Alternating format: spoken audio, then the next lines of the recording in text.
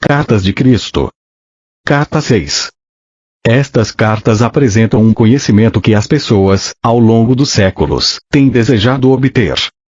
Porém, não o receberam porque seu conhecimento científico mundial não era suficiente para capacitá-las a compreender. Foi assim quando estive na Palestina na pessoa de Jesus, expliquei sem cessar a verdade da existência universal de diversas maneiras, mas ninguém entendeu. Como a maioria de vocês deve compreender, não vim neste momento para trazer uma nova religião, um código moral melhor, ou um novo Deus a quem adorar. Também não prego pensamento positivo, como o fazem os seus metafísicos. O pensamento positivo, da forma que a humanidade o concebe, para magnetizar suas necessidades e desejos humanos e os meios para alcançar suas ambições, simplesmente fortalece seu impulso egocêntrico. Todas as coisas abençoadas e generosas serão manifestadas em você em sua vida à medida que você compreenda que o universo inteiro é consciência universal transcendente, tornada visível quando ela toma forma material através da atividade do ego. O verdadeiro propósito de sua jornada espiritual é o de livrá-lo da escravidão do ego e o de fazer o mais puro contato com a consciência divina. O seu destino final é o de reconhecer a sua onipresença, tanto dentro de você como também em todas as suas atividades diárias. O seu objetivo espiritual supremo é chegar ao momento espiritualmente elevado em que você finalmente compreenderá que sua mente humana e seus desejos são finitos.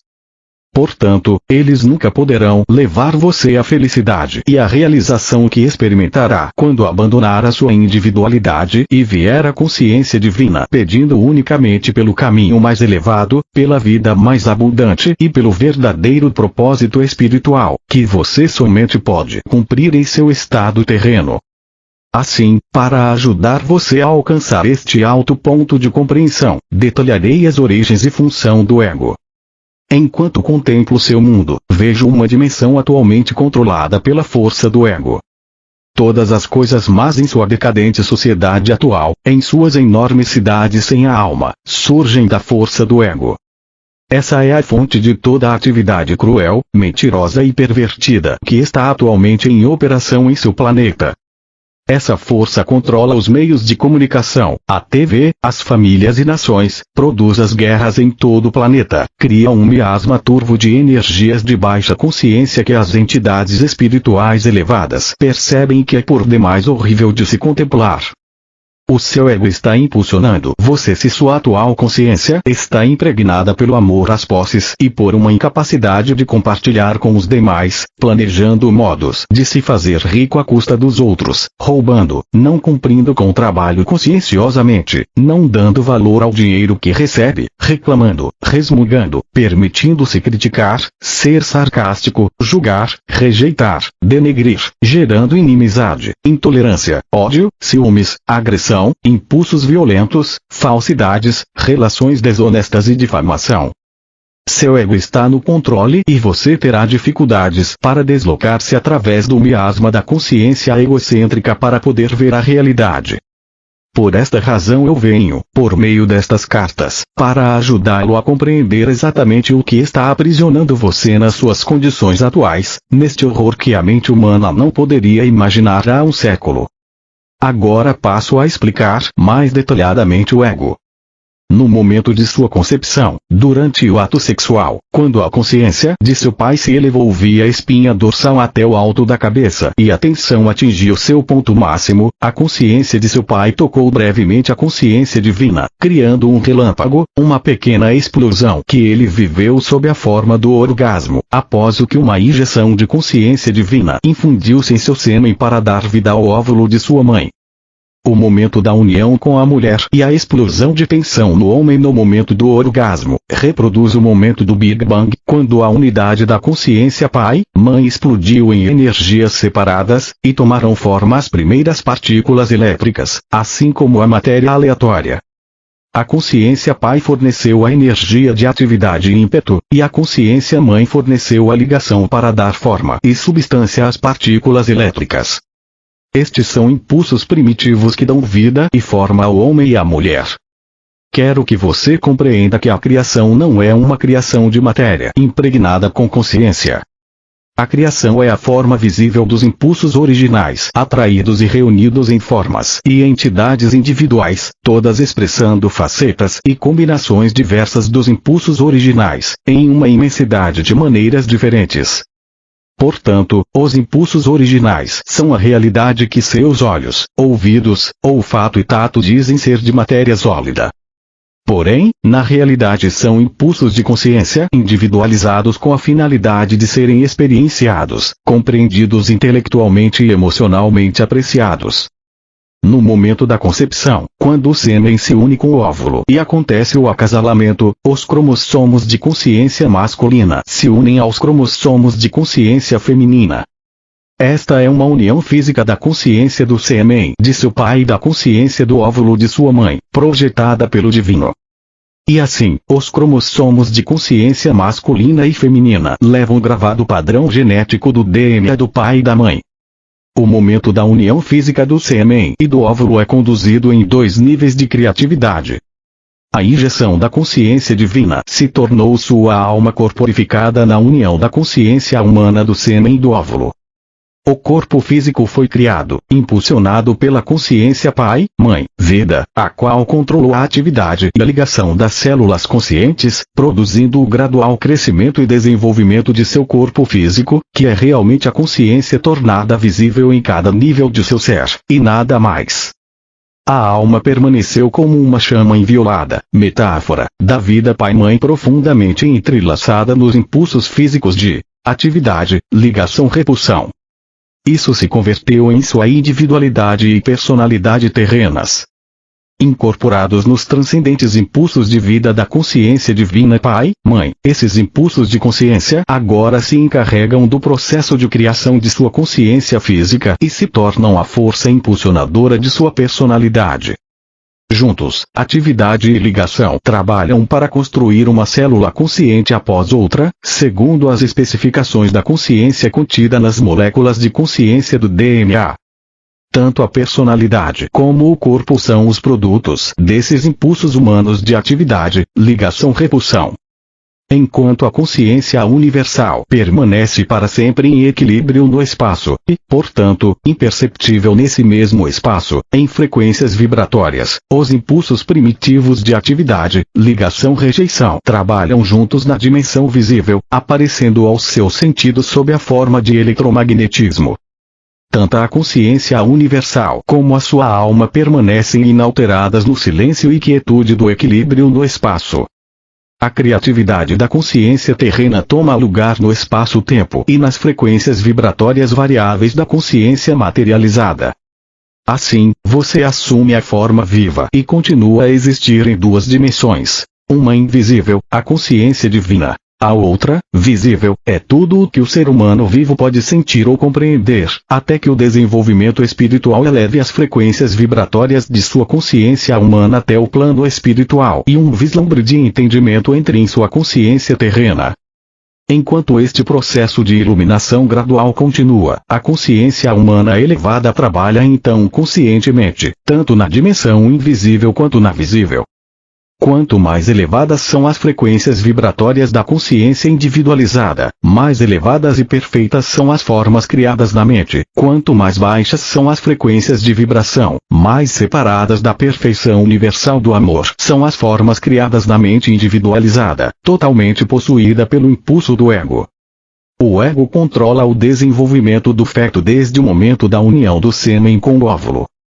O novo pequeno ser torna-se de imediato o que sente satisfação ou insatisfação no útero, dependendo da sensação de conforto ou mal-estar e do que ocorre à mãe. Quando você nasceu, ao ser separado do conforto do útero que o guardava, seus instintos de sobrevivência, impregnados com o profundo conhecimento original do ser criado existente em cada célula viva de seu corpo, o levaram a respirar e o tornaram consciente de um vazio e de uma perda emocional, que você sentiu como um vazio físico e uma necessidade de nutrição física. E assim nasceu o choro de seu ego. Quando chorava, sua mãe lhe dava de mamar, o que era profundamente satisfatório, tanto física como emocionalmente. Quando suas necessidades eram plenamente satisfeitas, podia voltar a um estado de equilíbrio no sono. Quando você despertava desse equilíbrio, sentia uma sensação de insegurança. O equilíbrio estava agora dividido em conhecimento mental e emocional. Você recordava que sua mãe e seu leite representavam a satisfação da necessidade de segurança, e assim você chorava de novo. Então as suas necessidades eram satisfeitas novamente. Assim se desenvolveram os seus impulsos do ego. Você às vezes chorava, e humanamente decidiam que ainda não era hora de alimentá-lo, deixando-o chorar durante algum tempo. Isso trouxe para você a consciência de que as necessidades nem sempre eram satisfeitas de imediato e que havia a necessidade de se adaptar. Você escolhia a raiva e chorava com mais força, ou escolhia a aceitação.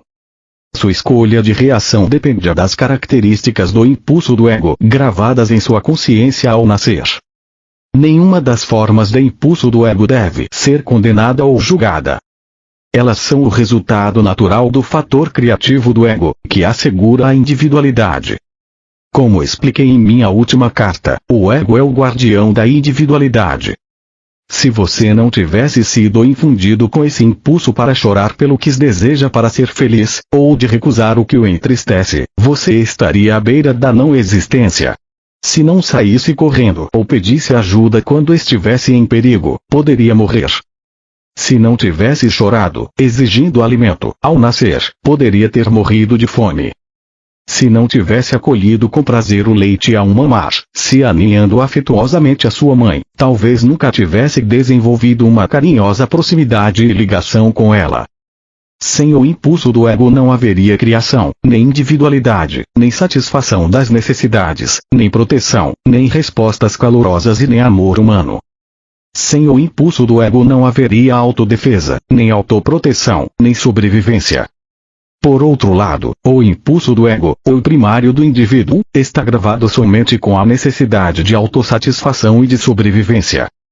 Durante a infância, o do ego é governado pelo que você gosta e pelo que não gosta, pelos desejos, pela recusa do que não quer e pelos hábitos formados na constante repetição dos sentimentos. Os maus hábitos se estruturam sob a forma de respostas inaceitáveis do ego às experiências pessoais e ao ambiente, e são gravados no inconsciente, ou no subconsciente, onde permanecem ocultos. Eles surgem em padrões repetitivos de comportamento, quando a memória de circunstâncias e modos de comportamento anteriores, inconscientemente, trazem-nos à mente. Então, a mente subconsciente e a mente consciente começam a trabalhar juntas para desenvolver a personalidade. Grande parte do comportamento se torna comportamento condicionado e é muito difícil de mudar.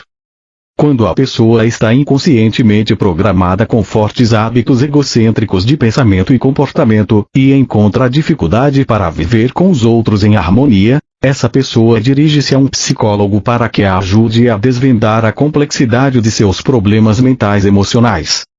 A dor e o sofrimento que surgem da concordância ignorante com os impulsos do ego persistirão, até que minha verdade da existência seja plenamente compreendida e os princípios geradores da vida tornem-se um guia consistente dos hábitos de pensamento e de respostas às experiências da vida. A Igreja descreve esta dificuldade humana como tentação de Satanás. Não se trata disso. Este é um processo natural causado por reações incontroladas diante da vida, provocadas pelos impulsos do ego, cujo único propósito é o de trazer felicidade e contentamento individual, satisfação da necessidade, ou intimidade, independência, segurança, paz.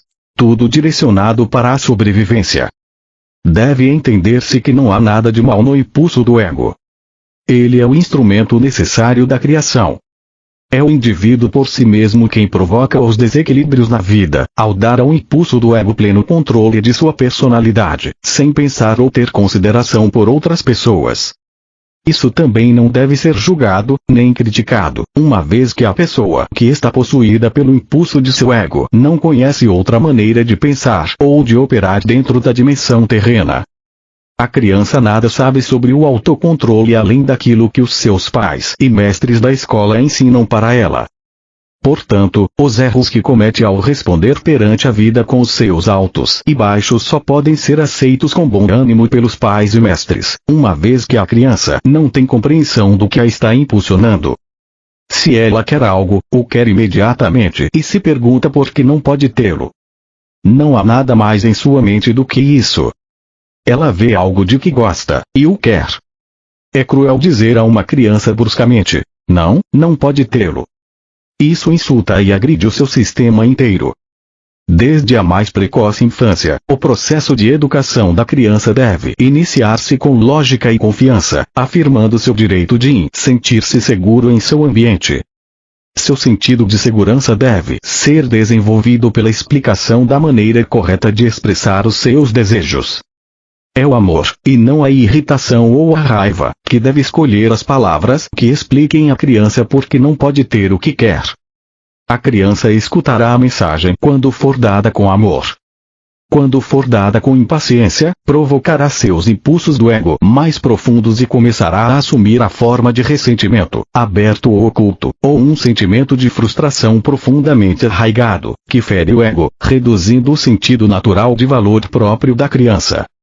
Uma criança necessita possuir este sentido natural de valor pessoal, que não deve ser subjugado ou destruído.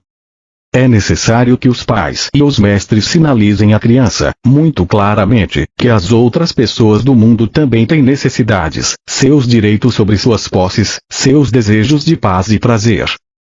Ninguém, criança ou adulto, tem o direito de perturbar outra pessoa com a finalidade de obter a sua própria satisfação. Se uma criança bate em outra e isso a faz chorar, é natural que a criança agredida, pelo impulso de seu ego, queira reagir de volta. Ela está programada para defender-se do outro. Isso requer que pais e mestres ensinem às crianças que a vingança em um conflito somente o aumenta, trazendo mais dor para cada criança e, por esta razão, a vingança não tem sentido algum. O melhor é optar pelo riso e contornar a situação. E em lugar de permitir que continue na mente a irritação e a dor, é melhor levar o problema à consciência divina em oração, pedir que a dor seja removida de sua consciência, e buscar um modo de reconciliação. É necessário também ensinar a criança a tirar tempo para compreender que ela e a outra criança são igualmente nascidos do momento divino. Quando uma criança é espiritualmente receptiva, pode converter em hábito o processo de identificar sua afinidade espiritual com as outras crianças e com todo ser vivo, e reconhecer que os direitos dos demais são iguais aos seus próprios. Assim ela terá recebido o maior dom espiritual possível. Desta maneira, enfraquece-se o impulso do ego pela prática e aplicação diária do amor inspirado, enquanto o original da criança permanece forte e seguro de si mesmo. Deve-se ensinar à criança os benefícios do riso, que descreverei e explicarei em uma das próximas cartas. Portanto, o ensino qualificado e sensível é absolutamente necessário para levar a criança a considerar os direitos dos demais como iguais aos seus próprios direitos. Esta é a lei espiritual que deveria predominar no lar e nas escolas. Qualquer outra lei que julgue as circunstâncias é defeituosa e sem equilíbrio. A melhor instrução dependerá, não da vontade do professor e da atitude de porque eu disse e pronto, mas de uma referência sistemática, em cada circunstância, ao amor fraternal e aos direitos iguais para todos. Ao mesmo tempo, uma criança não deveria ser doutrinada no autossacrifício, uma vez que este tipo de cuidado deve ser desejado e originado somente das percepções e objetivos espirituais do indivíduo. O autossacrifício nasce da iluminação espiritual, do seguir um caminho mais elevado, do negar o pequeno eu a fim de eliminar as barreiras do ego que obstruem a capacidade de sintonizar-se com a universalidade da consciência divina. O verdadeiro e iluminado autossacrifício leva a consciência espiritual às alturas da alegria. Não há nenhum tipo de sentimento de perda.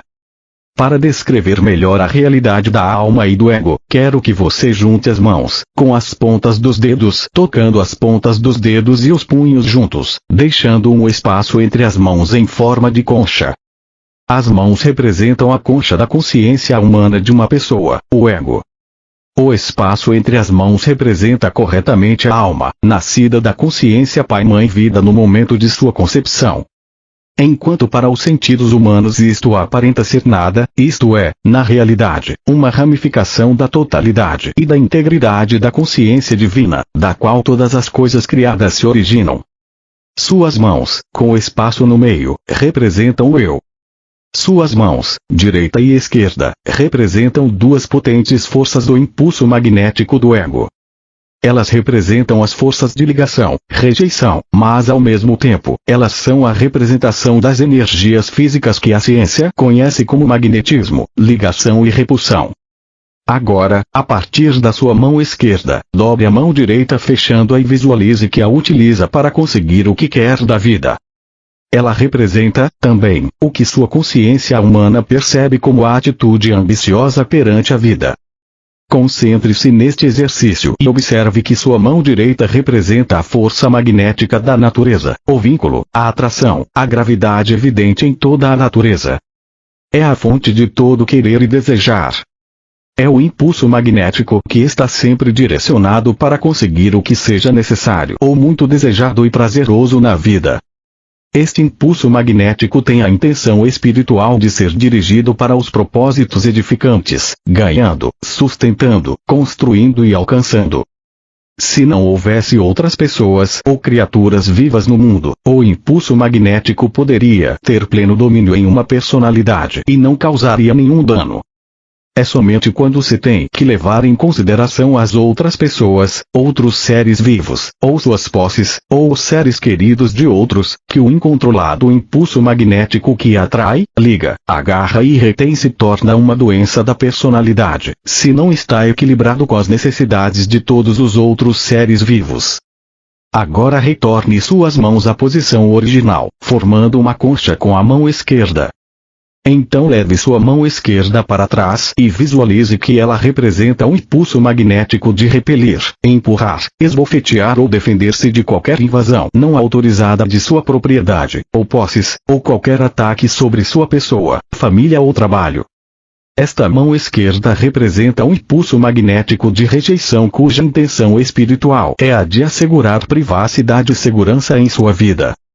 É uma arma legítima quando sua sobrevivência física ou emocional está em jogo, contanto que você sempre se lembre de que cada ação sua é um padrão eletromagnético de atividade, atração, repulsão, inconsciência que repercute, e no final se exterioriza, na forma de um ataque similar sobre si mesmo. O aborrecimento pode vir sob a forma de uma crítica por parte de seus pais, professores ou chefe, e as palavras de autodefesa que afloram a sua mente e saem de sua boca são palavras do ego completamente motivadas pela autodefesa, expressando o impulso magnético de repulsão e rejeição. E quando suas palavras egóicas de ataque se incendeiam num discurso irado, assim também o ego de seu rival é igualmente ameaçado e surgem dele ou dela palavras de autodefesa contra você. O que pode ter começado como uma ação adulta necessária, apontando algum erro e uma maneira melhor de atuar, frequentemente é entendida, por um ego sensível e autocentrado, como um ataque pessoal. O que deveria ter sido um instante de crescimento transformou-se em um tempo de conflito, raiva, possíveis lágrimas, ressentimento contínuo e mútua hostilidade. Em situações como essas, inesperadas, rápidas e desnecessárias, se gera um conflito na mente, expressado em palavras, mesmo em ações, que se perpetua através do ressentimento e do ódio.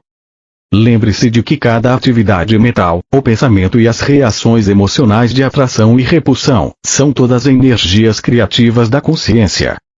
Estas energias da consciência criam as formas desagradáveis que repercutem, desenvolvem a direção do caráter e afetam os relacionamentos em geral e o meio ambiente, e elas reduzem a vitalidade do corpo, conduzindo diretamente a uma sensação de mal-estar físico, a uma infecção viral ou a uma doença crônica. Quando é atacado de algum modo, o caminho mais elevado, um caminho unicamente de repercussões construtivas, é o de recordar que você pode chamar instantaneamente a consciência divina, da qual receberá imediata proteção em qualquer eventualidade. Todavia isso só é possível se você puder ir além do impulso magnético de resistência do ego, com a perfeita segurança de que a consciência divina atende cada uma de suas necessidades. Agora volte sua mão esquerda para sua posição original, junto à mão direita. Perceba que durante o exercício, o espaço entre as mãos permaneceu espaço. Ele não esteve envolvido em nenhuma atividade de suas mãos. E assim é com sua alma, quando o seu ego está ocupado, segundo após segundo, sempre e para sempre em alerta para realizar as suas necessidades e para defender você de qualquer aborrecimento. A consciência divina de sua alma fica oculta, ainda que esteja sempre em seu interior. Quando estive na terra, falava com as pessoas sobre o reino dos céus. Eu disse que ele estava dentro de cada um. E assim é. É a sua alma. É a morada do equilíbrio da consciência divina, que deu para você o ser como futuro homem ou mulher. Desejo muito poder depositar em sua mente uma visão mais ampla de sua fonte de ser, para que você possa perceber com um pouco mais de clareza o seu começo, de onde você veio. Você também deve compreender que sempre que pronuncio uma palavra para descrever aquele que verdadeiramente não é conhecível, eu mesmo estou nas mais altas frequências infinitas e mais de vibração, no limite do grande equilíbrio universal, de onde todas as coisas retiram o seu ser e sua forma. Se eu falar de uma montanha, uma imagem virá à sua mente, porém você não conhecerá a imensidão de sua estrutura, a resistência de sua rocha, os seus barrancos, picos e cavernas, a neve que a cobre a cada inverno, as cascatas caindo em mananciais quando se derretem as geleiras. Para que você tenha um vislumbre da grandeza da montanha, eu teria que entrar em uma descrição detalhada de cada canto e recanto. E mesmo depois da explicação verbal mais detalhada, você teria somente uma imagem mental para sua inspiração. Você ainda não conheceria a montanha. Se eu falar de um furacão, posso trazer à sua mente a imagem das árvores dobrando-se em direção à terra, arqueadas pelos fortes ventos, os muros desmoronando, as vigas quebrando, os ladrilhos e telhados voando, janelas destroçadas, carros virados e grandes árvores arrancadas. Porém, até que o tenha experimentado pessoalmente, você nunca conhecerá a força e o ruído daquele vento, o estrondo da alvenaria caindo e o terror que aquilo gera no coração das pessoas que têm de suportá-lo. E assim é quando tento descrever para você aquele que deu o ser a toda a criação. Você pode apenas imaginar, mas não pode saber. Você começará a ter alguma ideia do que tento explicar somente depois de ter experimentado por si mesmo tudo o que eu disse a respeito. Portanto, não deixe que ninguém que tenha lido minhas cartas discuta com quem quer que seja, ou negue a verdade do que estou ensinando, ou rejeite as minhas palavras, pois eu digo verdadeiramente que vocês não podem conhecer plenamente aquilo que ainda não experimentaram. Apenas aqueles que me seguirem com aceitação e fé na meditação diária, na purificação da consciência e na oração fervorosa, pedindo iluminação, no final obterão vislumbres cada vez mais profundos, e, portanto, experiências, daquilo a que a criação mesma pode dar acesso, a consciência divina. Talvez você se pergunte, qual é a diferença entre a consciência universal e a consciência divina? A consciência universal é o reino universal do espaço, onde ninguém pode entrar ou acessar, uma vez que ele permanece em um estado de equilíbrio e de energia autônoma. A consciência divina é a reunião dos impulsos originais dentro da consciência universal, que foram liberados para converter-se na atividade e na substância da criação no momento do Big Bang. Impulsos se dividiram na explosão e então se reuniram no estado de mútua retenção. Estavam destinados a trabalhar para sempre no reino criado, separadamente, se manifestando como energias, ou em conjunto, retidos em equilíbrio. É somente nesse reino da consciência divina que a ciência pode penetrar. Talvez o parágrafo seguinte explique isso com maior clareza. Consciência universal, personificação dos impulsos universais. Impulso da vontade de criar, em mútua retenção com impulso do propósito de experienciar a si mesmo. Inteligência, em mútua retenção com amor. Impulso da vontade inteligente, em equilíbrio com impulso de propósitos amorosos. Tendo dado esta descrição da consciência universal em palavras intelectuais, você não estará mais perto de poder apreciar a sublime magnificência e grandeza do poder, nem da beleza, da alegria, da harmonia, do êxtase contido na cor e som, muito além de sua dimensão. Somente nós, que ascendemos nas frequências vibratórias de consciência até os portais ou limites do equilíbrio da consciência universal, é que experimentamos e podemos irradiar, sem desejar realizá-lo, o êxtase da autoconsciência do verdadeiro potencial, a maravilhosa alegria da realização pessoal sem levantar um dedo. Uso este último termo como uma metáfora, uma vez que, mesmo mantendo a minha individualidade, sou ativo apenas em consciência e já não sou, de nenhum modo, físico, não tenho sido desde a minha contínua ascensão espiritual em outras dimensões, depois de minha morte na cruz. Talvez você se pergunte como é possível que impulsos universais tão enormes estejam em um estado de equilíbrio. Eles estão em um estado de igualdade e mútua retenção. O impulso do amor atrai e nutre, sustentando e mantendo sob controle a vontade criativa e ativa. Só posso explicar este fenômeno usando estes termos simples. Se colocar a palma de uma mão em cima da palma da outra, com as pontas dos dedos de cada mão tocando o pulso da outra mão, e tentar separá-las, ao mesmo tempo que as mantém firmemente apoiadas uma sobre a outra, terá alguma ideia do significado de equilíbrio ou retenção mútua. Além disso, você deve compreender que ainda que as mãos estejam aparentemente expressando um fenômeno físico, na realidade são governadas e expressam impulsos que se originam em seu cérebro. Seu cérebro pode ser o veículo para expressar ideias conscientes, impulsos, mas, na verdade, o impulso é a realidade de todo movimento de todo tipo, e não o cérebro físico, que é simplesmente um instrumento de expressão de tais impulsos. Tenho trazido a você apenas uma narração intelectual da consciência universal. Como posso descrever para você o poder latente, a magnificência da reverência, o êxtase, a felicidade radiante, o absoluto estado de satisfação, paz e harmonia de seu ser?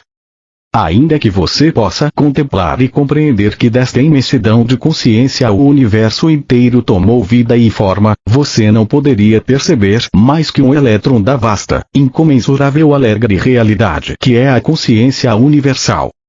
Para compreender integralmente a natureza da criação, as razões pelas quais o ego funciona como o faz e porque as entidades criadas sentem os impulsos que sentem, deveis entender que a natureza e a qualidade da consciência universal são alegria radiante, realização, felicidade. Isso é o que eu chamei de o reino dos céus dentro de você, dentro de sua alma, dentro dos recessos mais profundos de sua psique, que é o intermediário entre o esplendor de sua alma e a sombra do próprio ego. Voltar a esse estado transcendente de glória, beleza, felicidade e harmonia do ser é o anseio mais profundo de sua alma. Esse anseio constante, essa recordação inata e inconsciente de equilíbrio e paz, felicidade e harmonia é o que impulsiona o ego, através da psique, a manipular o ambiente em seu favor. Seu firme propósito é o de trazer você de volta ao estado original de glorioso êxtase, do qual se formou sua alma, seu ser e sua forma. Porém, o ego pode conquistar a alegria e prazer desejados somente por meio dos dois impulsos magnéticos emocionais de ligação-rejeição, que são apenas impulsos materializados para dar a você a sua individualidade. Portanto, o anseio inato de reunir-se à fonte do ser se experimenta nos parâmetros eletromagnéticos do pensamento e do sentimento como mais e mais daquilo que deu a você uma sensação prazerosa anteriormente. Mais amigos, casas, carros, roupas etc. Cada vez que o mais é conquistado, isso provoca uma pequena sensação de satisfação, talvez uma exibição perante os vizinhos para enaltecer a felicidade. Marca-se um ponto e tem-se um pouco mais de satisfação, e logo a novidade passa, a nova posse se torna trivial, os sentidos se acalmam novamente, em equilíbrio, e começa o cansaço mental, a rotina se torna monótona e aborrecida. Para gerar um pouco de vida, o ego encontra outro objetivo a ser alcançado, para proporcionar excitação e prazer. E assim, a vida é uma perseguição sem fim de satisfações pessoais de diversos tipos, deixando a alma oculta, mal nutrida, insatisfeita, ainda ansiando por algo mais. Mas o que é que o meu eu mais profundo está desejando? Você se pergunta em desespero. Quando uma pessoa consegue entender a verdadeira fonte de seu vazio e de seu contínuo anseio interior de ter mais daquilo que me fez sentir bem antes, e começa a meditar para fazer contato com aquele que lhe deu ser, um pouco de equilíbrio divino se filtra através da consciência humana. O vazio começa a diminuir. Se, de fato, tal pessoa vislumbra algo do eterno e do verdadeiro objetivo da vida, o desejo de mais posses acabará por morrer de morte natural. O desejo por mais posses será gradativamente substituído por uma sincera apreciação do que já tem num sentido de contentamento constante. Através das experiências e intervenções milagrosas ou das atividades da consciência divina em sua vida diária, a consciência humana se eleva enormemente e aprende que suas necessidades diárias são satisfeitas da melhor maneira. Aumenta-se a fé e a alegria se intensifica. Por isso tenho dito: não vim para ensinar você a pensar positivamente para atrair ao seu redor as coisas que quer e necessita. Vim expressamente para levá-lo de volta ao reino dos céus. Entretanto, não é somente por desejar mais posses que sua alma se encontra presa em sua morada secreta. O ego também utiliza o impulso emocional magnético de repelir, rejeitar para assegurar sua individualidade, privacidade e segurança. Esse impulso assume diversas formas projetadas para dar uma sensação de superioridade, ou elitismo, que o protege de pessoas que você considera indesejáveis, ou que tenham menor posição social que você. Esse impulso egocêntrico é praticado continuamente e acredita-se que é perfeitamente aceitável, mesmo nas igrejas. A verdade é: quando a alma começar a ganhar um pouco de controle sobre o impulso do ego, ela repreenderá a personalidade humana por seu egoísmo e exclusividade. Ela exigirá da psique adotar o amor incondicional e a crença na universalidade e na unicidade de todas as pessoas, não importando quem sejam. Quem sabe, agora, você possa entender mais facilmente como e por que a criação de sua individualidade, por meio do ego, formou a grande cápsula dos impulsos físicos, que produziu e encerrou sua consciência humana, criando tanto sua forma física como sua personalidade humana. Uma vez que governa sua mente e emoções, pensamentos e sentimentos, ela impede você de fazer contato com a fonte de sua vida e com sua alma. Seu verdadeiro propósito na vida é alcançar o domínio do seu ego, estendendo seu pensamento e sentimento para aquele que você percebe estar por trás da criação, pedindo continuamente por iluminação. Este é o primeiro passo que uma pessoa deve dar em direção àquele glorioso momento em que fará contato com o divino e, em seguida, prosseguir, através de uma contínua purificação do impulso do ego, até o retorno a esse estado celestial onde nasceu sua alma e de onde procede a sua individualidade. E como se deu a criação da individualidade? Como disse antes, a consciência universal alcançou o ponto máximo de mútua retenção e houve uma explosão que separou e dividiu o impulso da vontade criativa do impulso de propósitos amorosos, os quais se separaram e se fizeram ativos na criação como Pai inteligência, Mãe amor, vistos como eletricidade, magnetismo, ligação, repulsão, vida, reunidos em equilíbrio como consciência divina.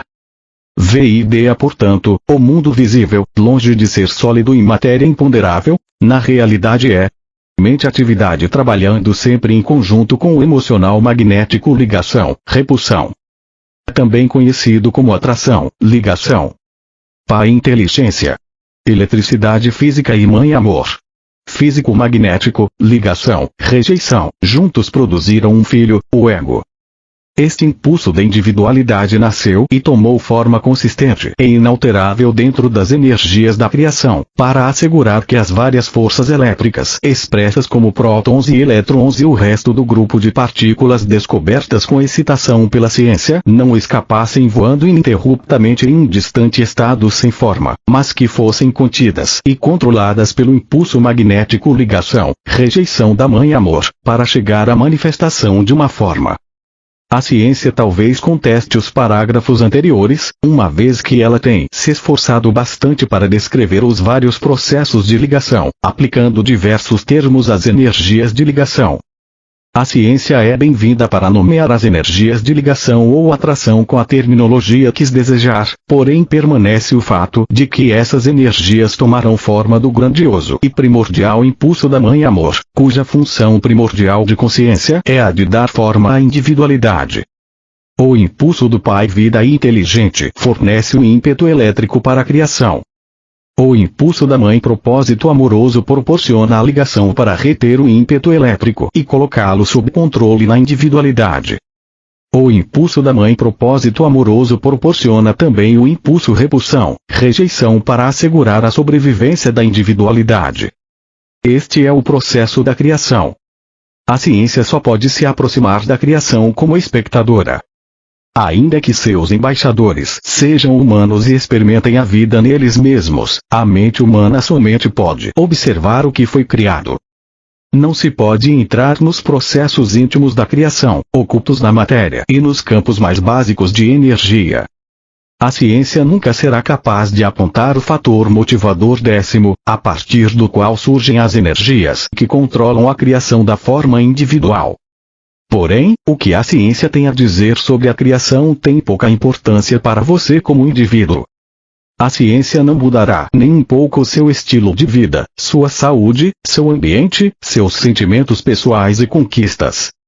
O que você precisa saber, e o que vim expressamente explicar, é como escapar do impulso egoísta possessivo protetor que foi dado a você pelo ego, para assegurar sua individualidade e sobrevivência e sua aspiração inata para retornar à alegria e felicidade da qual surgiu a vida de toda a criação.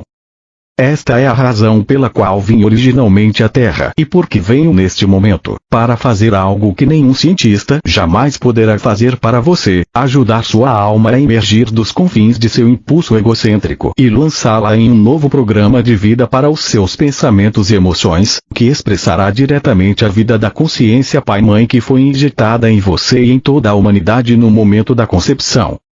Em virtude do próprio ego possuir o ímpeto elétrico da atividade, criatividade, e os impulsos magnéticos emocionais de ligação, rejeição, o que quer que nasça do impulso do ego através de seus pensamentos, sentimentos e ações estará carregado de vida física eletromagnética que reproduzirá formas de vida idênticas, que serão finalmente materializadas na vida do ego criador.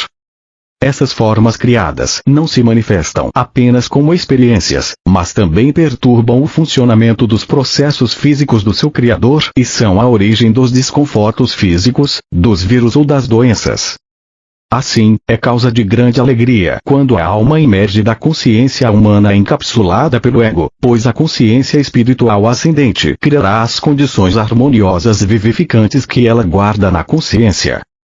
Por outro lado, é causa de tristeza quando a consciência humana está submetida ao controle do ego, produzindo aborrecimentos e atribulações nas experiências da vida e na condição física em si.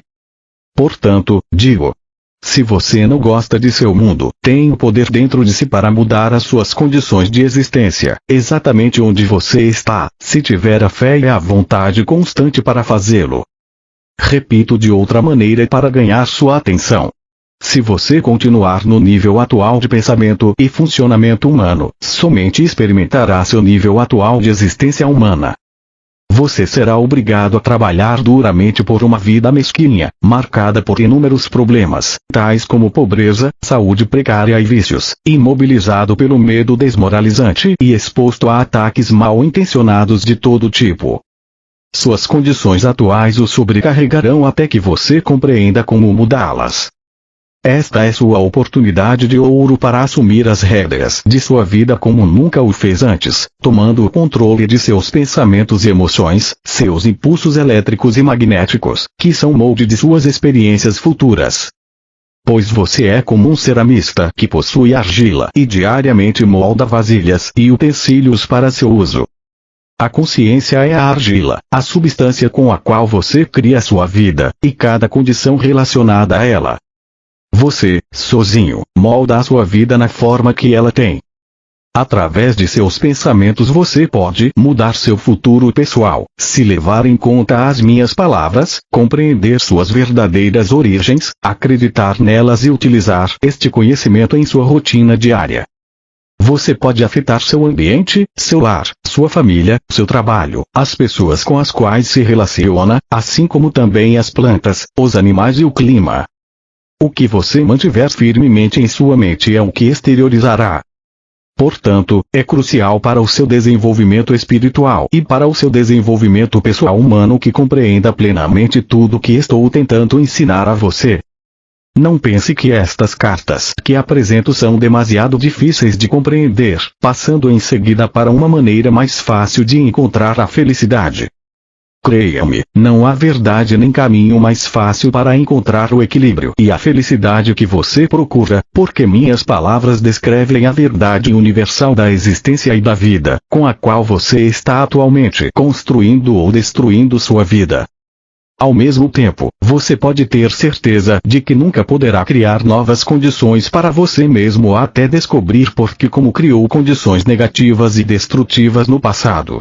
Tudo que você vive neste momento foi criado e colocado em movimento com pensamentos, palavras e ações no passado. De modo que não se ressinta com suas circunstâncias atuais, uma vez que você mesmo as criou. Seja sensato. Leia estas cartas e dedique toda a sua força e vontade para descobrir os meios que você usou no passado, em sua ignorância, para estragar a sua vida.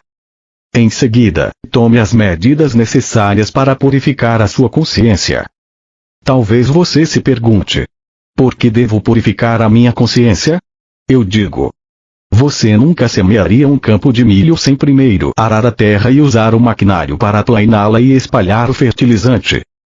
Se por ignorância você semear entre as ervas daninhas, em solo cheio de torrões, ou deixar de colocar o fertilizante, sua colheita será escassa e desigual. É a mesma coisa quando você mistura em seu terreno pensamentos egoístas e vive exclusivamente do seu conhecimento, força e vontade humanos. Você fica limitado em tudo o que faz. E, inconscientemente, você cria circunstâncias que limitarão a colheita de seus esforços. No momento em que você perceber de onde realmente veio, busque o poder sobre o qual pode se apoiar para que possa realizar todas as coisas em sua vida, e tome medidas urgentes para limpar as ervas daninhas. E assim, purificando o solo de sua consciência, atrairá o poder que impregnará e fará prosperar as suas experiências e atividades diárias. Poderíamos dizer que o poder é seu fertilizante, porém isto seria totalmente impreciso e falso. O fertilizante é um alimento químico inanimado para as plantas, enquanto que o poder que você pode extrair através da meditação diária é a vida que irá revigorar todo o seu ser, sua vida e mesmo as suas plantas, os tijolos de sua casa e suas instalações, muito além do que você acredita hoje. As pessoas que empregam toda a sua força de vontade para viver esta verdade veem os frutos inegáveis em suas vidas e, ao vê-los, sua fé e determinação aumentam. Assim, entram em um círculo de bênçãos e ficam surpresas ao constatar que outras pessoas possam resistir a esta verdade e que escolham ficar fora da harmonia terrena e espiritual na qual é possível viver. Se você estiver preparado para ouvir, ponderar e para meditar nas páginas seguintes, começará a compreender o que esteve oculto desde o início da criação. Purificando a consciência enquanto você faz todo o trabalho necessário para a purificação mental e emocional. Utilize minhas palavras das páginas anteriores que descrevem aquele que trouxe você e todo o mundo para a existência visível, e construa um estado de consciência e contato com a sua poderosa consciência divina. Desse contato virá a inspiração e a força para efetuar a purificação mais rapidamente. Enquanto acontece a purificação, você experimentará uma nova felicidade e realização em cada faceta de sua vida. Você também receberá instruções inspiradas para sua vida diária, seja durante a meditação ou como um raio de luz em sua mente quando está em paz e pensando em algum assunto rotineiro.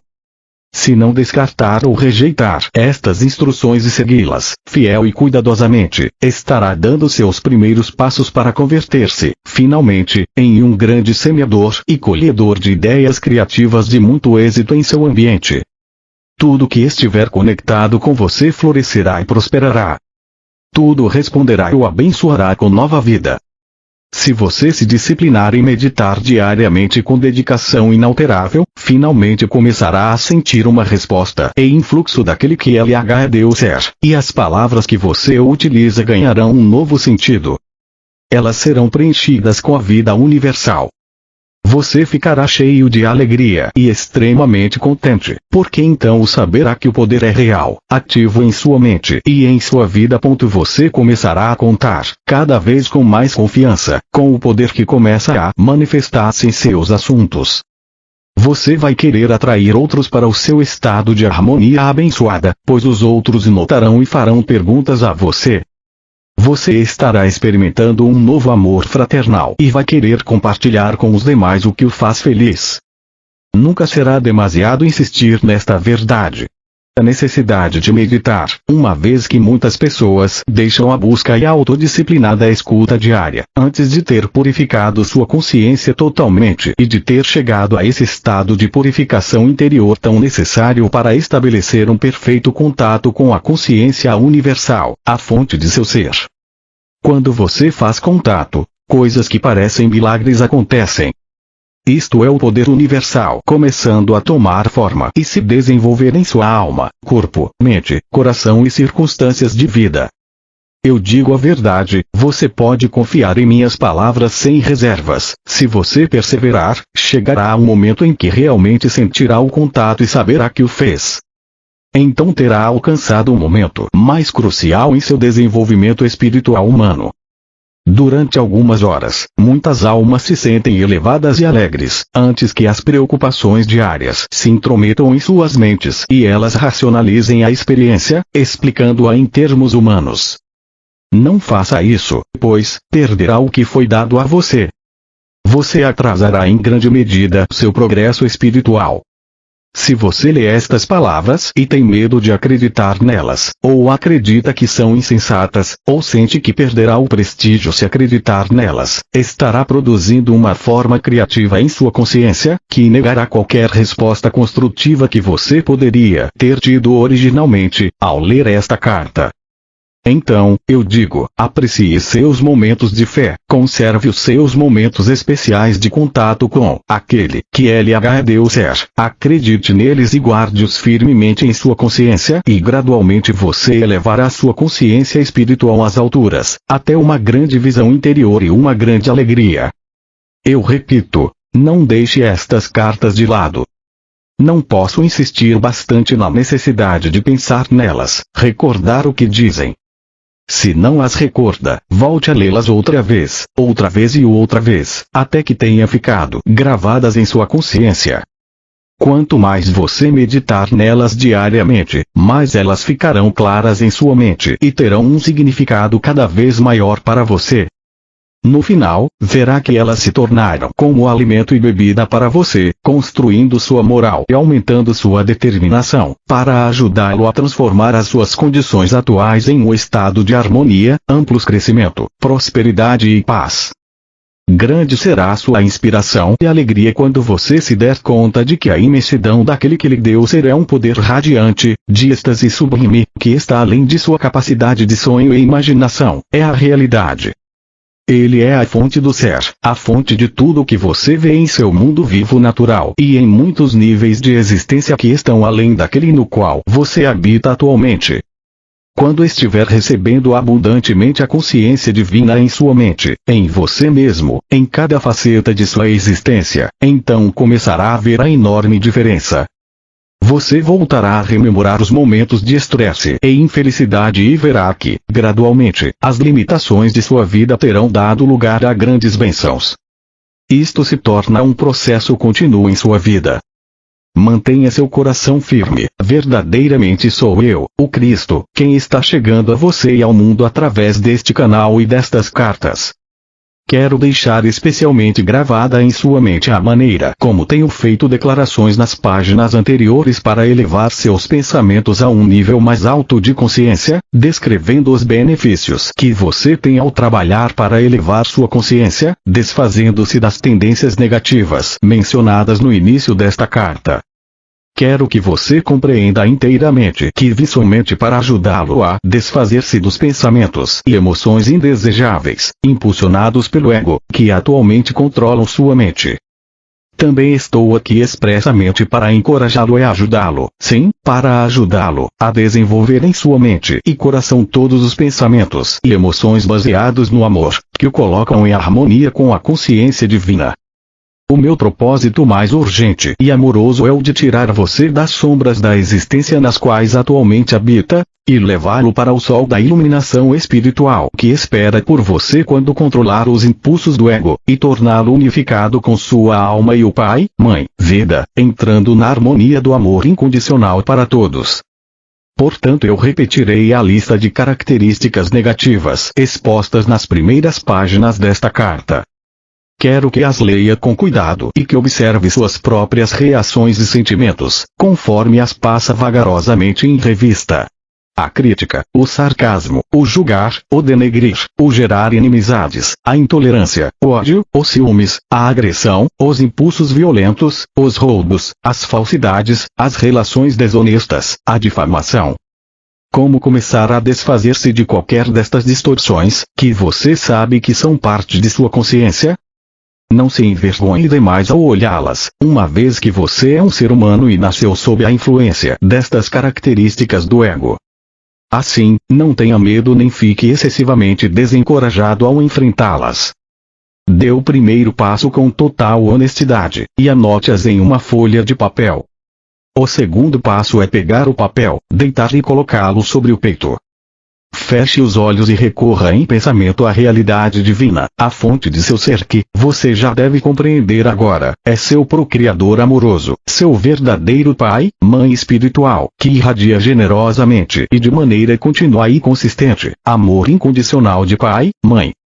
Dê a você um tempo para aquietar sua mente até que sinta que está se movendo além de sua própria consciência.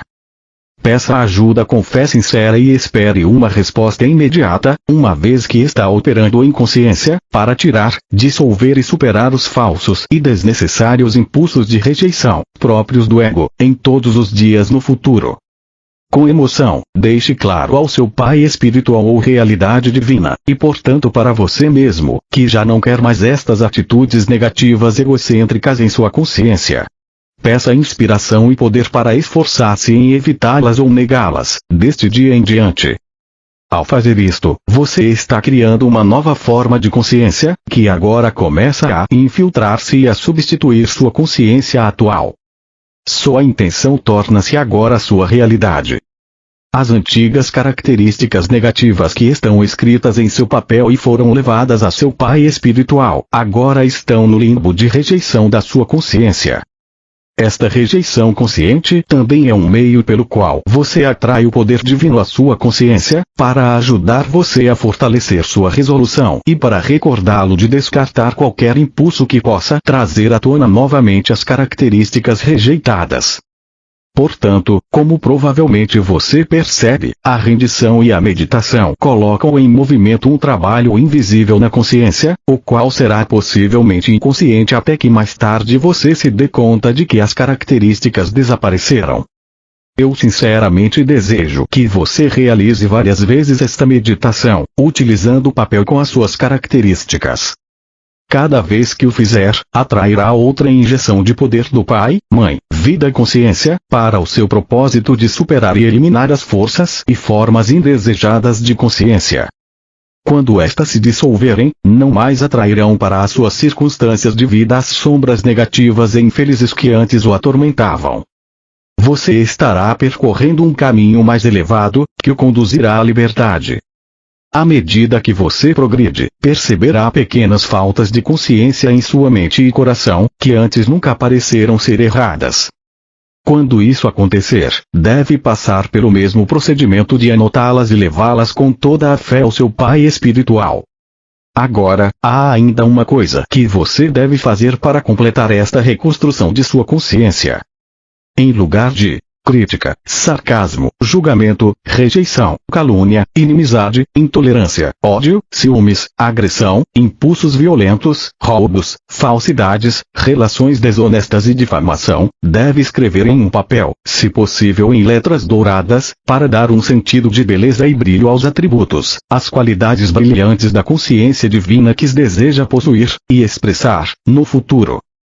Para estar em perfeita harmonia com sua realidade divina, seu Pai espiritual, cada atributo será alicerçado no amor incondicional e promoverá o bem mais elevado de todos. Pois você já não buscará humilhar os outros para sentir-se maior e mais seguro de si mesmo. Sua consciência inteira estará voltada para a afirmação dos outros e para a construção de tudo o que estiver ao seu alcance. Você buscará nutrir, alimentar, ensinar, proteger, manter e satisfazer as necessidades dos outros e buscará amorosamente estabelecer ordem no caos das ações insensatas. Tendo escrito suas aspirações douradas na folha de papel, de novo deite-se e recorra à sua realidade divina, pedindo que os impulsos preciosos, a natureza do divino, se estendam gradativamente pela sua mente e coração e que se tornem a sua própria consciência. Quando isto ocorrer, sua alma será como um pintinho, bicando e bicando até romper a casca do ovo, para sair para o enorme e maravilhoso mundo e reunir-se com a mãe galinha, que espera pacientemente que seu filhinho a encontre. Isso é o que ocorre comigo e com todas as outras almas crísticas. Nós esperamos, observamos e ajudamos as pessoas que anseiam conhecer a causa do vazio de seu espírito, que dedicam seus corações para transcender as ocupações terrenas, aqueles cujas mentes estão sendo atraídas para propósitos mais elevados na vida e que sonham em entrar em perfeita sintonia com as suas próprias almas e com a fonte divina do ser. Ansiamos amorosamente por esses viajantes espirituais, mais do que eles próprios possam suspeitar. Isso significa que esperamos amorosamente por você, que está lendo esta carta. Quando você estiver novamente reunido com a fonte de seu ser, terá alcançado seus verdadeiros propósitos na Terra. Terá cumprido sua verdadeira missão na eternidade. E então, deixe sua vida real começar. Você terá entrado no reino dos céus. Não direi a você que qualidades escrever para estabelecer a sua nova consciência, estas devem vir de suas mais altas e melhores percepções atuais. Estude novamente a natureza divina da consciência divina, que percebi tão claramente no deserto e que relatei na carta 1. Deixe que esta natureza divina se torne a sua própria natureza. Quero que saiba que quando você empreender esta viagem com real sinceridade, estarei ao seu lado em cada ocasião. É meu mais querido desejo que você saiba que estou com você e que estou enviando apoio e força em sua busca para unificar-se com sua realidade divina. Sobre o cristianismo agora passo a falar de assuntos mais terrenos. Enquanto lê as páginas seguintes, observe o que ocorre com seu humor ou seu sentimento de bem-estar. Este é um exercício para reconhecer o que acontece na consciência, enquanto mudam os seus pensamentos e você utiliza um novo conjunto de palavras. Por favor, leia as próximas páginas com muito cuidado, seja você um cristão praticante ou não, e resista se você tiver uma forte tentação de saltá-las. Anote suas respostas, ideias, sentimentos, e sobretudo, qualquer mudança de sentimento, seja de depressão ou de prazer. Anote o número da página onde as palavras começarem a melhorar seu ânimo e a levá-lo para um plano superior de paz e felicidade. Este é um exercício dos mais importantes. Se não o fizer, você continuará lendo a respeito da consciência sempre, porém nunca alcançará uma profunda compreensão do que é a energia básica da sua existência, da matéria, do corpo e do ambiente, dos acontecimentos de sua vida, de seu humor e de suas aspirações espirituais. Você não chegará a compreender que a consciência é a totalidade, tudo em sua existência e experiência, até que observe como as ideias e opiniões podem elevar ou baixar as frequências vibratórias de sua consciência. Desejo que você se torne consciente das palavras que utiliza em sua vida diária, a qualidade de vida que elas criam para você e o impacto que elas causam sobre os outros, elevando os seus ânimos em paz e alegria ou deixando-os deprimidos e esgotados. Além disso, é minha sincera intenção alcançar aqueles de vocês que atualmente estão vinculados à religião cristã, que estão lutando com o condicionamento religioso passado ou presente e encontram dificuldades para se livrar de suas percepções dos dogmas, a fim de se moverem livremente nas frequências vibratórias mais finas de um conhecimento espiritual superior. Talvez você tenha medo de ser condenado simplesmente por ler estas páginas, ainda assim, elas o atraem fortemente e você sente intuitivamente que está lendo sobre a verdade da existência, que não foi ensinada por seus líderes religiosos. Você está dividido entre sua necessidade imperiosa de conhecer a verdade e o temor de desgostar a Deus, seja qual for a forma pela qual percebe na atualidade. Eu, o Cristo, estou muito consciente da angústia que estas cartas causam a muitas pessoas sinceras e desejo conduzi-las além de sua inquietude, até a perfeita paz mental e alegria. Por esta razão, é absolutamente necessário primeiro analisar as suas crenças atuais e as origens das doutrinas da Igreja, antes de continuar ensinando a você a mais profunda verdade a respeito da natureza do universal e da própria natureza do homem. Para compreender completamente as origens da doutrina cristã, você deve voltar no tempo até o começo do judaísmo, e aí encontrar as racionalizações da mente humana, que lutava para definir em palavras o que sentia intuitivamente que era a provável fonte do ser. Você, que está lutando para livrar-se dos mitos passados e crenças errôneas, deve agora por si mesmo alcançar a clara percepção, e compreender, a fundamental diferença entre a crença da Igreja e a verdade da existência que estou presentemente tentando explicar. Enquanto não puder discriminar a origem e a forma de suas crenças atuais, você não será capaz de liberar-se completamente das ilusões de seu condicionamento religioso passado. Você terá um pé aqui, outro lá, uma posição perigosa para se estar. Esse estado mental provocará um grande conflito e poderá levá-lo a abandonar a busca e voltar às antigas formas religiosas, cômodas e emocionalmente seguras, mas que não levam você a lugar algum. Portanto, tenha cuidado, e não se deixe intimidar pelas ameaças de desgostar a Deus e outras condenações do mesmo gênero. As origens da crença em uma superdivindade individual. Começaremos com uma descrição das origens da crença em Deus, um nome que tem significado muitas coisas diferentes para a humanidade. Esta crença começou quando os antigos hebreus caminharam pelos desertos e se perguntaram sobre as origens da criação. Imaginaram que de alguma maneira, a fonte da criação deveria seguramente ser um super-humano, homem, Deus, invisível e muito superior à Terra e à humanidade. Alguns dos profetas antigos estavam misticamente conscientes de que a fonte da criação estava difusa e presente, de alguma maneira, em toda a criação e que ela existia também na dimensão eterna, porém este misticismo não estava disponível para a mente humana comum.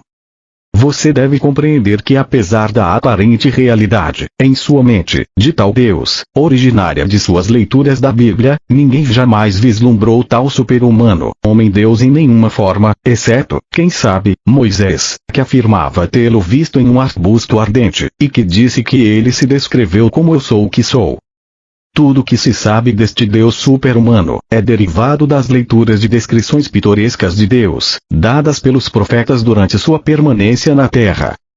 O fato de que os religiosos se voltam apenas aos antigos para citar sua verdade, uma vez que eles não podem acreditar que Deus é verdadeiramente real, eterno e igualmente capaz de falar com as pessoas nos dias atuais desta era, mostra o quanto são ilusórias as crenças religiosas. Seus líderes religiosos têm pânico de qualquer crença que não combine com as antigas. Eles nunca consideram, ou têm medo de considerar, que talvez o conhecimento espiritual dentro da dimensão terrena seja evolutivo. Quero que você veja que um tecido de crenças, uma mescla de racionalizações e crenças, foi forjada para criar uma rede de segurança mental emocional com a qual é possível envolver e prender as mentes e os corações das pessoas. Tudo que se ensina às pessoas na fé cristã é baseado na emoção e se origina no ouvir dizer, derivações de antigas narrações de minha vida e morte na Terra. Mesmo assim, acredita-se nelas fanaticamente. Os cristãos aprendem que Deus é amor, e é consciente de seus pecados. Deus castiga, disciplina, premia os bons e envia desgraça aos maus. Esta é uma exata descrição da atividade e da consciência humana. Os cristãos aprendem que eu, o Cristo, na pessoa de Jesus, morri pelos pecados do mundo. Fui o Cordeiro de Deus sem mancha, sacrificado para pagar o preço dos pecados humanos. Eu fiz o supremo sacrifício de mim mesmo para cumprir esta estranha façanha de pagar pelos pecados através dos tempos. Eu novamente entrei em meu corpo, depois da morte pela crucificação, e apareci muitas vezes em meu corpo para confortar e ensinar a meus discípulos enlutados. Eu até ingeri comida durante minhas aparições. Após 40 dias, elevei-me fora da vista de meus discípulos, alçando o meu corpo aos céus. Como perguntei na carta 3, o que eu faria com um corpo humano no céu, na vida mais além?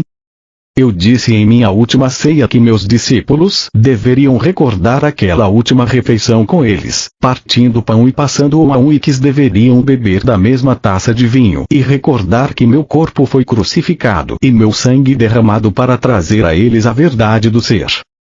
Entretanto, este evento se converteu em uma estranha crença, na qual com pompa e cerimônia no altar, meu corpo é transferido às hóstias que os fiéis devem engolir com a devida reverência. Meu corpo. Que bem faria meu corpo, espiritualizado ou não, para aqueles que comungam? Você percebe como a mente pode ser condicionada a aceitar bobagens ilógicas, que perduram há 2000 anos porque têm sido sustentadas por uma grande hierarquia de papas e cardeais, vivendo em palácios, imensamente ricos e mantidos com grande pompa terrena, em cerimônias prestigiosas. Eu quero que você conheça a verdade sobre aquela fatídica noite, a que chamam de minha última ceia. Para maior clareza, ainda que seja doloroso fazê-lo, desci em minhas frequências vibratórias de consciência, para entrar diretamente na recordação consciente de meus pensamentos e sentimentos, durante a última refeição com meus discípulos. Ainda que eu fosse um homem forte, iluminado e seguro de que tinha um destino a cumprir que não poderia evitar, não queria evitar, estava profundamente triste ao começar a refeição, a ceia da Páscoa.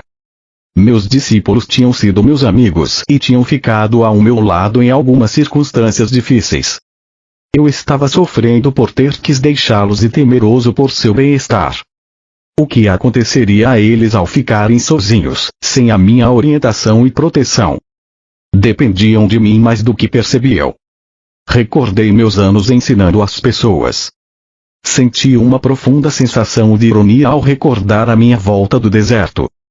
Estava sujo, descuidado, porém literalmente possuído por uma alegre solicitude para com os meus semelhantes e intensamente entusiasmado porque poderia colocá-los no bom caminho, introduzir em suas mentes a verdade sobre a existência, mostrar como superar os seus temores, suas doenças, pobreza e miséria. Eu iria conquistar o mundo. Porém, como tinha sido diferente o resultado? Logo estaria pendurado em uma cruz. Era verdade, entretanto, que eu tinha alcançado muito êxito. Refleti sobre os momentos de cura e a aceitação alegre das pessoas ao Pai amoroso. Eu podia compreender porque o sumo sacerdote e o conselho me odiavam. Ao invés de medo, castigo e sacrifício de animais, eu tinha trazido às pessoas a realidade do Pai, amor, provando isso pela cura de casos terminais. Voltei minha atenção aos meus discípulos, que estavam falando entre si enquanto comiam. Eles permaneciam inconscientes do desafio que me aguardava, minha crucificação. Embora eu os tivesse avisado várias vezes, negaram-se a aceitar minhas palavras como verdade. Pensaram que eu começava a ter medo do sumo sacerdote e se perguntavam por quê. Eu já havia conseguido sair de situações ameaçadoras antes. Como era costume na Páscoa, falavam das circunstâncias da fuga dos israelitas para o Egito. João, que tinha uma forte imaginação, fazia um relato vívido de Moisés reunindo os israelitas e dizendo que finalmente iriam deixar o Egito, escapando da escravidão para a liberdade no deserto. Por esta razão, Moisés se dirigiu ao responsável de cada família, para que matasse um cordeiro sem mancha e com um punhado de ervas, marcasse com sangue a porta de sua casa. Moisés disse que anjos viriam voando à noite, atravessando o Egito, matando os primogênitos de todos os egípcios e o seu gado, deixando somente os primogênitos dos israelitas, que seriam salvos pelas marcas de sangue em suas portas. Enquanto os escutava, vendo seus sorrisos e sinais de aprovação para aquele maravilhoso acontecimento, me dei conta, angustiado, de que pouco haviam realmente compreendido de minha descrição do Pai Celestial. Ouvi as palavras de João sobre sangue, sangue, sangue, sangue do cordeiro sem mancha, sangue nas marcas das portas, sangue das crianças e do gado egípcios. Como sempre, me espantei com os séculos de preocupação judia com o sangue e brevemente recordei que Abraão esteve mesmo disposto a matar o seu único filho, com a intenção de oferecê-lo em sacrifício, porque acreditava que Deus tinha dito a ele para fazê-lo. E logo pensei nos sacrifícios diários de animais no templo. Para mim, todo o conceito de fazer correr sangue como forma de pagar pelo pecado, era completamente repulsivo. Porém, fiquei calado e não discuti com os homens. Percebi que suas mentes estavam cheias daquelas tradições, tão sólidas e duras como pedra. Esta foi nossa última refeição juntos, em volta da mesa. Deveria ser um momento de paz entre nós e uma despedida amorosa. Era duplamente importante para meus discípulos, porque a Páscoa era um acontecimento muito sagrado para as suas mentes judias, e isso eu teria que aceitar com um espírito de amor e compreensão. Antes daquela noite, eu não havia celebrado a Páscoa, uma vez que a tradição me desgostava. Preferia subir as colinas tranquilamente, para meditar, deixando meus discípulos celebrarem a Páscoa com suas famílias. Por causa daquele hábito, eles não estranharam meu silêncio no momento. Eu estava meio recostado, meio sentado, incapaz de relaxar como costumava fazer, tenso, contraído, compassivamente caloroso para com meus discípulos, ainda que aborrecido com eles. Perguntava-me como poderia deixar para estes seguidores sonolentos e confusos, um sinal efetivo como recordação, algum ritual que trouxesse de volta às suas mentes confusas, tudo que eu estava tentando ensinar. Eu queria sacudi-los e tirá-los daquela fixação pelo sangue. Enquanto escutava a conversa sobre Moisés e seus atos milagrosos, me ocorreu que se eles estavam tão preocupados com sangue, então eu daria sangue a eles, para que se lembrassem de mim. Inclinei-me sobre a mesa, peguei o pão e parti em vários pedaços, dizendo bruscamente: eu sou como seu cordeiro pascal. Distribuam este pão entre vocês e peguem cada um a sua parte. Comavam e façam isto em minha honra, por ter trazido a vocês a única verdade que o mundo já ouviu. Deixem que este pão seja o símbolo de meu corpo, que está a ponto de ser maltratado na cruz. Pararam de conversar e olharam para mim. Vamos, comam, eu disse. Como em um sonho, silenciosamente tomaram um pedaço de pão, passaram-no aos outros e todos comeram a sua parte. Então peguei uma grande taça de vinho e disse para beberem e passarem aos outros. Este vinho é o símbolo de meu sangue. Eu vim para dar a vocês a verdade. A verdade sobre Deus, a verdade sobre a vida. Porém, eu fui rejeitado. Meu sangue correrá por vocês. Novamente, em silêncio, beberam da taça e a passaram entre si. Suas faces estavam tensas, mas não disseram nada. Era óbvio que todos estavam comovidos pelas minhas palavras, que não agradava a eles. Eu sabia que Judas tinha recebido dinheiro para apontar-me aos soldados do sumo sacerdote, quando o momento chegasse. Também sabia que a noite da Páscoa seria aquele momento. Então disse a Judas: vá logo e faça o que tem que fazer. Judas me olhou longamente e vi a dor e indecisão em seus olhos. Ele estava repensando o assunto, porém o meu tempo havia chegado e eu queria terminá-lo de uma vez. Vá, disse com dureza. Judas levantou-se e saiu da sala. Os discípulos ficaram surpresos pela maneira como eu falava e perguntaram o que Judas iria fazer. Vai dizer ao sumo sacerdote onde me encontrar. Vão crucificar-me, exatamente como eu falei para vocês. Observei, com certo cinismo doloroso, as expressões de seus rostos, dúvida, sobressalto, terror. Logo, brotou uma torrente de perguntas ressentidas. o que iria acontecer a eles? Eles tinham deixado suas casas e famílias por mim. Se eu fosse crucificado como um delinquente comum, eles perderiam uma vida de liberdade e segurança.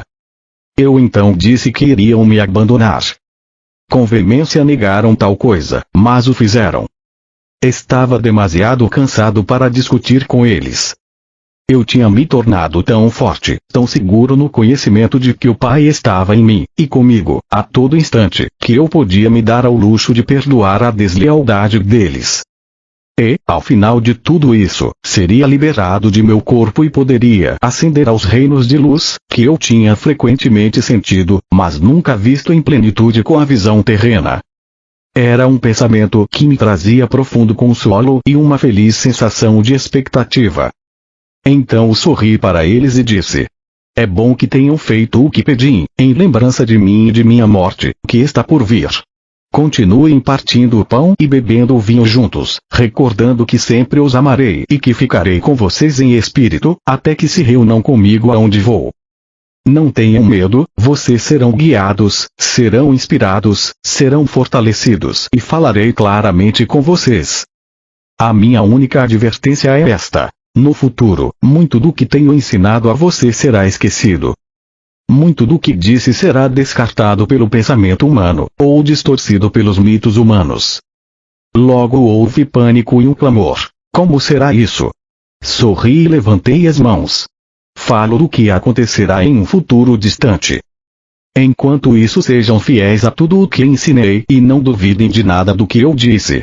Chegou então a hora de ir ao Monte das Oliveiras, o lugar onde os soldados do sumo sacerdote iriam me buscar. Meus discípulos queriam ainda me fazer perguntas, porém eu tinha chegado ao fim do meu discurso para os homens. Eu apenas desejava preparar-me, em total silêncio, para a minha aprovação, entrando em espírito em um estado de segura e consistente sintonia e comunicação com o Pai. Caminhamos para o jardim e me retirei para minha rocha preferida. Sentei-me protegido do vento e envolvi-me na túnica. Fechei os olhos e pouco a pouco senti que entrava em uma grande serenidade de espírito e um poderoso silêncio. Logo, o poder em si desceu, tomando minha mente e meu coração. Preencheu-me com tal amor supremo que eu soube que estava sendo apoiado, sustentado no amor e que poderia manter meu amor por todos, não importando o que me acontecesse. Isso era tudo o que importava no momento em que minha hora havia chegado. Essa é a verdade por trás do partir o pão e beber o vinho em minha honra, de minha vida e meus ensinamentos. E como você que está lendo esta carta sabe, tudo que meu Pai me revelou em minha última noite na Terra, se cumpriu. Como eu falava do Pai, do Filho e do Espírito Santo, a Igreja decidiu no Concílio de Nicéia que eu me referia a 3 pessoas em uma. Consequentemente, as pessoas rezam ao Pai para pedir benefícios, imploram ao Espírito Santo para que os instrua espiritualmente e rezam ao Filho para salvá-los de seus pecados. Você pode ver o quanto as crenças são terrestres e humanamente concebidas. Graças ao sentimentalismo e à promessa de uma viagem gratuita ao céu nos calcanhares do Salvador, as crenças tornaram-se uma estrutura religiosa humanamente concebida para consagrar o império da Igreja dentro dos impérios terrenos, Roma, Áustria, Espanha. As crenças foram o pretexto para a tortura sistemática, a morte na fogueira e a execução dos dissidentes. Elas também inspiraram as guerras entre nações. Porém, a percepção espiritual e a criatividade também surgiram de algumas dessas crenças e contribuíram muito para a existência nestes 2 milênios. Essas crenças motivaram a construção de catedrais e igrejas, monastérios e conventos, dando às pessoas um propósito estável, a habilidade de expressar seus dotes artísticos e fornecendo trabalho para os menos talentosos. Elas também permitiram a milhões de consciências acessarem os reinos mais elevados de belos pensamentos e amor. Além disso, foram o ímpeto por trás do misticismo e a iluminação das almas espirituais que chegaram a ver a realidade que estava oculta por trás das crenças. Enquanto tudo isso se passava, as crenças também criaram as condições para o desenvolvimento de hierarquias de superioridade religiosa com imensa pompa e riqueza. Estes são edifícios criados com os impulsos do ego, concebidos pelo ser humano e, portanto, totalmente falsos de um ponto de vista espiritual. A verdade em relação ao pecado é preciso compreender que, ao longo dos séculos, as pessoas sentiram que certas facetas do comportamento humano eram prejudiciais para o bem-estar dos outros. Elas tinham testemunhado assassinatos, roubos de mulheres e de bens alheios, causas de grande dor e sofrimento para a comunidade, tornando a vida difícil, às vezes intolerável. Concluiu-se então que, com certeza, aqueles comportamentos deviam ser contrários à vontade daquele que chamavam Deus. Assim, deram àqueles comportamentos o nome de pecado e os definiram como sendo mal. Finalmente, os profetas concluíram que tal comportamento aberrante devia originar-se de uma força malévola, oposta a Deus, e a chamaram de Satanás. As pessoas ameaçavam e castigaram umas às outras, na crença de que os pecados eram maus e de que seu Deus castigaria os homens pelas maldades contra os outros. Até hoje se pratica esse comportamento nas igrejas. Os líderes religiosos tentam controlar as pessoas pelo medo. O conceito de pecado contra Jeová, o eterno e infinitamente poderoso Criador, era um hábil e poderoso método de controle das pessoas. As crenças da igreja são uma trágica farsa de tudo o que tentei ensinar às pessoas na Palestina. Moisés foi o primeiro que consagrou a crença no pecado e no castigo, na forma dos 10 mandamentos. Moisés disse que Deus deu a ele os 10 mandamentos e que, se os israelitas os desrespeitassem, teriam que sofrer o castigo. Em alguns casos, isso significava a morte por apedrejamento. E ensinou que, se desrespeitassem as leis, estariam pecando contra seu Deus. A verdade exata é que Moisés foi ao monte para rezar, pedindo um meio para controlar os israelitas rebeldes. Em resposta àquela oração, recebeu por inspiração os 10 mandamentos, dados a ele para ajudá-lo em sua tarefa de dirigir os israelitas, sem perigo, em sua jornada no deserto, com um menor grau de confusão. Religiosos aceitam e creem de todo o coração em um Deus que, segundo dizem, instruiu Moisés a engajar-se em comportamentos agressivos e massacres, ao conquistar a terra prometida. Esta era uma terra bela e produtiva que foi arrancada sem piedade de um povo trabalhador, assassinado aos milhares. Isso foi considerado como a coisa certa a fazer, uma vez que Deus tinha prometido para eles uma terra bela na qual se estabeleceriam. Até hoje, os religiosos creem que, como Deus falou com Moisés, deve ter sido Deus quem decretou o derramamento de sangue. Em sua Bíblia há muitas descrições semelhantes e horrendas sobre guerra e derramamento de sangue e são consideradas permissíveis, justas e corretas, porque se acreditou que Deus ordenou a eles ir para a guerra contra os gentios. Você pode perceber na história dos judeus o desenfreado impulso do ego, no qual inclusive Deus é usado para isentá-los de toda responsabilidade. No momento de exaltação do próprio poder, tornou-se permissível e justo ignorar os 10 mandamentos e realizar um extermínio em massa. Eles acreditavam não estar cometendo nenhum pecado, pois o massacre tinha sido ordenado por Deus. Que Deus! Você pode perceber por que era necessário que eu nascesse na Palestina e vivesse entre os judeus, em um esforço para ajudá-los a ver que suas crenças e práticas tradicionais eram totalmente contrárias à natureza da consciência divina, que verdadeiramente havia dado a eles o ser. Através dos séculos, os homens lutam com o conceito de pecado. Muitas pessoas sinceras ficam aflitas com a maneira pela qual ofendem a Deus e rezam pedindo o seu perdão. Há muito tempo, sacrificavam um sem número de animais no templo de Jerusalém para apaziguar a Deus, na esperança de escapar das consequências de seus pecados. Desde aquela época, inumeráveis livros foram escritos sobre o tema, expressando pesar e horror por ver o estado da alma dos homens, indicando a mudança de comportamento pelo açoitamento com chicote, para torturar a carne e fazê-la pagar pela maldade de pensamento, palavra ou ato. Muitos desses livros foram aplaudidos pelos cristãos em toda a Europa e guardados em arquivos de instituições religiosas. Esses livros prendem as pessoas à antiga personagem de Jesus, pregando a salvação do homem do castigo de seus pecados, por meio de minha morte na cruz. Como já expliquei, estas crenças são fisicamente impossíveis e contrárias aos fatos da criação. Nenhuma divindade superior exige o pagamento pelos pecados. Este é um conceito inteiramente humano e pagão. Qualquer tipo de derramamento de sangue, com o propósito de realizar ritos religiosos, é paganismo. O que a Igreja Cristã tem apresentado aos seus seguidores é uma versão glorificada do paganismo.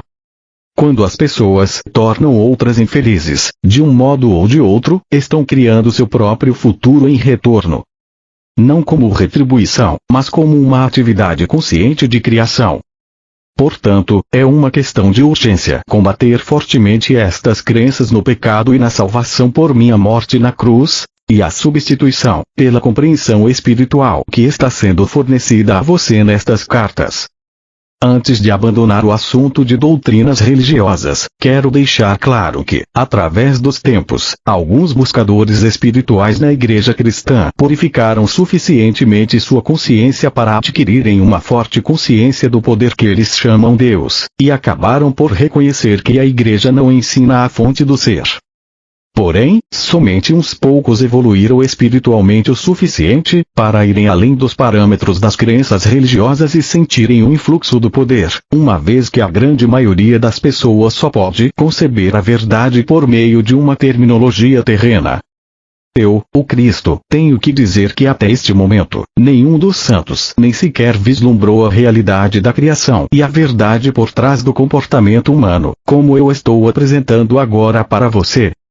Sem dúvida chegou o momento em que deve ser dita a verdade sobre o pecado e o comportamento humano, e o que as pessoas estão presentemente fazendo ao mundo e a si mesmas, com a condição de que você tenha abandonado completamente os mitos seculares da doutrina religiosa e esteja agora ansioso, receptivo e de boa vontade, abrindo completamente seu coração às realidades da existência.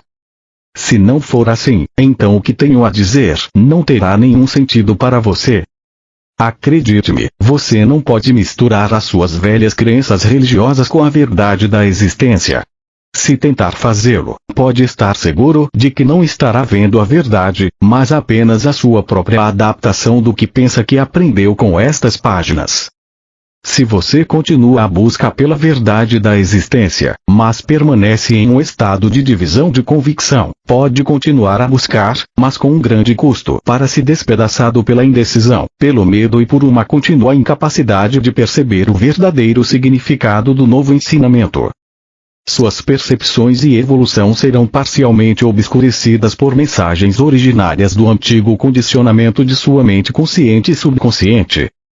Talvez você não perceba a enormidade de tal problema neste momento, porém é um problema enorme porque as suas profundas crenças atuais são a sua verdade atual, sobre a qual você constrói a sua vida.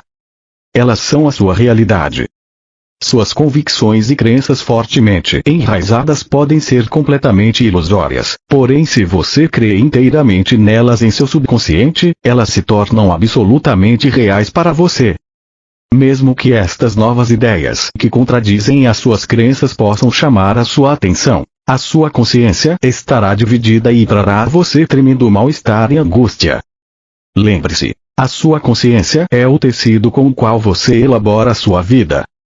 Este tecido de consciência é a base de cada resposta sua, para cada coisa que ocorre em sua vida mental, emocional e física. Sua consciência é sua realidade. Esta afirmação pode expressar-se de duas maneiras e ambas são a verdade de sua existência. Sua consciência cria sua realidade, sem distinção de quais sejam os feitos de sua vida terrena. Quando as pessoas acreditavam que a Terra era plana, tinham medo de aventurarem-se demasiado longe nos oceanos, pois temiam que o barco caísse pelas bordas. As pessoas que acreditavam em uma Terra plana viviam segundo essa crença. Quando Galileu disse que a Terra era redonda, foi considerado um herege, porém sua percepção da circularidade da Terra permitiu que os marinheiros adquirissem uma nova visão do mundo e empreendessem viagens para descobrir o que havia do outro lado do oceano. Foi necessária uma mudança de suas crenças para tornar isso possível. Você está em uma situação semelhante com respeito a estas cartas. Aqueles que as desprezam e as ridicularizam são como as pessoas que acreditavam em uma terra plana e que tinham medo de cair pelas bordas, se navegassem demasiado longe de seu ambiente conhecido. Seus horizontes são seriamente limitados por suas falsas crenças. Assim, os horizontes daqueles que creem que o mundo é sólido, também são severamente restritos. Dia após dia, lamentam e se afligem pelas desgraças que desabam sobre o mundo, crendo que não existe nenhuma escapatória. Porém, as pessoas que puderem captar e dar as boas-vindas à verdade da consciência que atualmente estou apresentando ao mundo serão como aqueles que perceberam que poderiam viajar sem limites pelos oceanos, em todas as direções, com a condição de que tivessem a vontade de empreender tal viagem. Portanto, seu estado de consciência é o que você deve considerar como o mais importante em sua vida, não as suas relações, posses ou posição na vida. Cuide de sua consciência e todas as bênçãos, em todos os aspectos de sua vida, virão a você. Por meio de sua consciência, você se alimenta de amor, harmonia, alegria e beleza interior, até em um beco de um bairro pobre. Com tal consciência, você será removido das ruas do bairro pobre para um ambiente mais compatível com seu estado interior. É assim que se sai de circunstâncias desagradáveis. Com base em tudo o que foi dito, você deveria agora ser capaz de ver que somente você cria a qualidade de seu mundo interno, esteja em uma prisão ou no comando de um navio. E pode melhorar seu ambiente, irradiando sobre ele a força da vida que anima o seu pensamento. E mais uma vez, sua consciência é a sua realidade, não o seu marido ou esposa, filhos, lar, jardim, posses, títulos, lugar de trabalho ou amigos. Pois, seja qual for o lugar que as pessoas e suas posses ocuparem em sua consciência, bom ou mal, esse lugar é apenas a sua percepção pessoal sobre eles. A realidade dessas pessoas não é verdadeiramente conhecida por ninguém. Ninguém tem acesso à bondade inata oculta em um caráter aparentemente negativo. E também ninguém pode suspeitar dos impulsos e desejos ocultos de um ser humano aparentemente bom. Sua vida externa se apoia apenas em sua consciência. Ela não cria ou determina, nem pode fazê-lo, suas respostas conscientes. Você é o criador de suas respostas. Seu tipo de criação depende inteiramente de suas mais profundas percepções e crenças a propósito da existência. Além do mais, você pode, a qualquer momento, escolher desmantelar gradualmente o seu antigo mundo interior, com a finalidade de criar um reino interior mais harmonioso de amor crescente, vitalidade e alegria, ainda que os seus objetos exteriores, pessoas ou posses, continuem sendo os mesmos. O poder espiritual do tecido de sua consciência irradiará para o exterior e será absorvido pelas pessoas, plantas, tijolos e cimento, por tudo o que o cerca nas imediações. Ocorrerão mudanças e melhorias claras em tudo que está no seu ambiente. Este é seu destino nesta vida, ou em vidas futuras, chegar a esta plena e completa realização. Quando isto acontecer, você colocará o pé no caminho da maestria de si mesmo e então gradualmente avançará para tornar-se um verdadeiro mestre de seu mundo de consciência humana, interpenetrado e assistido pela consciência divina. Eu, o Cristo, recomendo a você esta carta. Eu o pus na plena posse de alguns dos fatos importantes da criação, que permitirão que você transcenda o ego, o guardião de sua individualidade, e volte à universalidade do ser, da qual você realmente veio. Você tem em suas mãos os meios pelos quais pode entrar no amor, alegria e realização pessoal incondicionais. Lembre-se de que eu disse a você que anseio pelo progresso do viajante espiritual. Enquanto avança pelo caminho que tracei para você, haverá momentos de confirmação de que estou de fato com você em sua jornada. Você o verá, conserve sua fé nisso. Em todo momento, eu o sustentarei no amor divino, pois sou amor divino em ação. Acredite nisso, e encontre descanso em minha consciência que o envolve.